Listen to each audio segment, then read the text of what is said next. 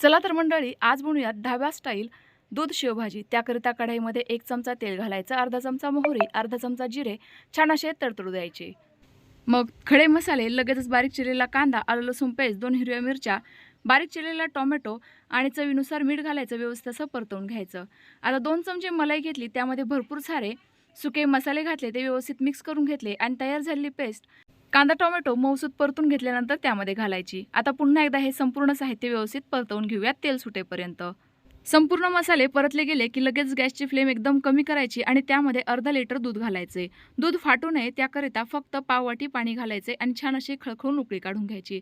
बघा काय मस्त आपल्या भाजीला तर्री आलेली आहे, रंगही जबरदस्त आलाय। आता सर्विंगच्या वेळेला शेवभाजीची सेव घालूयात, फक्त 2 मिनिटाकरिता उकळी काढून घेऊयात आणि बारीक चिरलेली कोथिंबीर घालून व्यवस्थित मिक्स करून घ्यायची आहे। आपली चमचमीत ढाबा स्टाईल दूध शेवभाजी तयार झाली। व्हिडिओ आवडल्यास लाईक करा।